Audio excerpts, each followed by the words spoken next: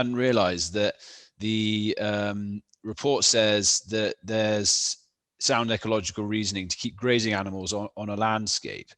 And obviously, in my perception of what the Vegan Society would have been, that was a surprise. Obviously, it states later that they don't necessarily have to be used for consumption or other beliefs which may cross over. But then after that point, I was thinking, as I said before we were recording, I've got a guest coming on soon talking about silviculture and agroforestry. What's the difference then between the suggestions from the Vegan Society, or is there a difference, and also silviculture, aside from not consuming the animals at the end of their use or whatever it may be?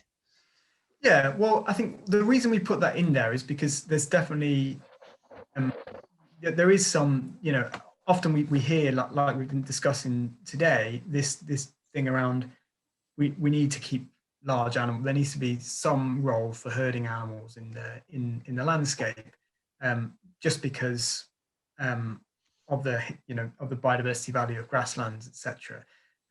Now we think that I think that a much more structurally diverse landscape is something that we should be looking for, and that means less animals. But where animals are suitable as part of the ecology, I think there's some options there, and there's some challenges and questions there about how to manage land differently and still have those herding animals. So does it mean reintroductions? What are the implications in terms of managing those populations? And what would a vegan version of that look like? So obviously, you've probably heard of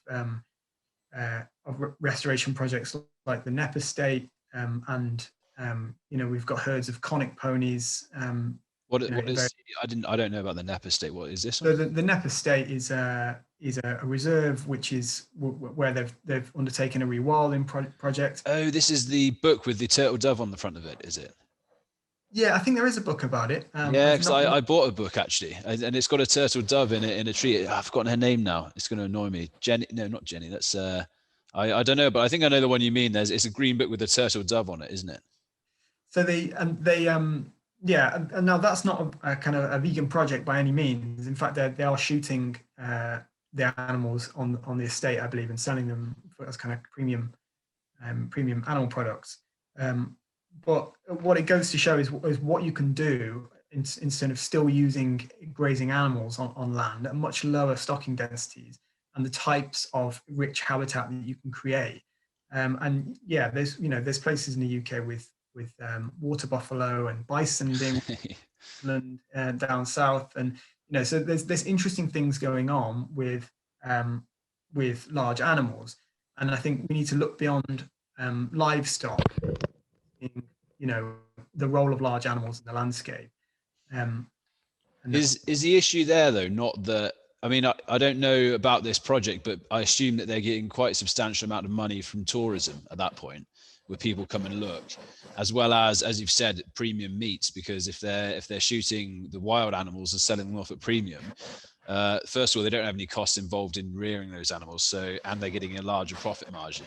But certainly at that point, the money's as a tourism attraction.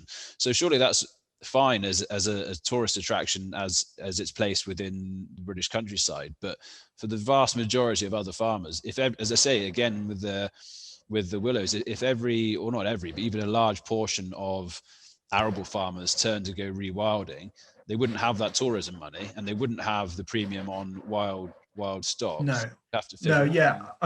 This is definitely not a single farm solution, as in something that we're saying farmers can pick up as an alternative land management strategy. But it's a vision. It's a more of a longer term vision thinking piece. We're talking about actually, what would the role be if we imagine a completely different set of relations with animals, a different way of approaching land management in the UK, perhaps designating larger areas as reserves so that rewilding projects become more viable. It's about kind of imagining what, it's not, what we're not saying is suddenly just get rid of all grazing animals and that they're kind of inherently bad. What we're saying is that there's ways of managing and introducing herding animals into the landscape, which go beyond our traditional kind of farmer, landowner, owner of herd system sort of thing. So it's more of a long-term thinking piece, and it's just really to acknowledge at the start of that document what many landowners and many people who are interested in land management will be thinking, which is, well, does that mean that it's all woodland? You know, if we don't have grazing animals, does that mean it's all woodland? Does that mean we don't have these large herds? And the point is just to say, not necessarily. Yeah. I think it's the report. Didn't the report say a reduction of 88% in animal density in the UK? I think was the suggestion in that report. In that report, yeah, I'm not sure about that specific reference, but it may have been in relation to current stocking densities when on the section that covers conservation grazing. So yeah, is there not a danger though in rewilding portions of the UK? I mean, aside from potentially northern Scotland and some parts of Wales and even potentially northern England, the UK is so influenced by humans and has been for quite some considerable time. Things like the Lake District, for example, which has been, I think, is that not UNESCO? Oh, that could be lying. I don't know. Has it not got some sort of protection? And the Cotswolds, actually, where we are here, have got natural protections in place because of the human influence we've had on the land. So in trying to protect those, and obviously you could say you could avoid the Cotswolds and avoid the Lake District in rewilding projects, but all over the UK, you've got human intervention on such a scale for such an extended period of time that getting rid of it actually may also damage it in some ways. I mean, obviously humans through intensive agriculture and so on have changed it, beyond what is sustainable. But places like northern Scotland, I mean, the red deer and so on are even most playing that part of rewilding without human intervention anyway, aren't they?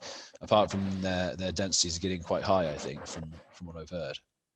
Yeah. So a few points on that. The rewilding is a spectrum rather than a single kind of endpoint solution. So that's how I'd conceive of it. Like, it can mean not hands off entirely, but it can mean step carefully and step by step, stepping back with lighter touch management. So I'd kind of encourage people to see rewilding as a continuum of kind of management interventions. That actually makes more sense anyway. I suppose it's not jumping in as such as the estate you were talking about, more just as time goes by, as you can make it. What's that Japanese one? Kaizen, is it continuous improvement? Yeah. Who knew business A levels would have come back to help me one day? That's a good philosophy. I think the examples that you gave of some of our national parks, obviously they're managed in the way that they're managed at the moment, partly because of perceived cultural value around open grazed landscapes and not necessarily for the biodiversity value of those sites. So actually, yes, what we do need is a more hands-off approach to management, I would say, even in those places which historically managed. I mean, the UK has been managed. There is no natural habitat in the UK. It's been managed. It's been managed for thousands of years in one way or another. But that doesn't mean that we don't desperately need more structurally diverse habitats. And a lot of those management approaches in the past have been abandoned in favour of less nature friendly and less climate friendly practices. So it's about the right solution in the right place. And I think some of those national parks have got the balance wrong at the moment, in our view, partly because they insist on having so many animal farmers essentially on the landscape and such a huge amount of animals grazing the landscape.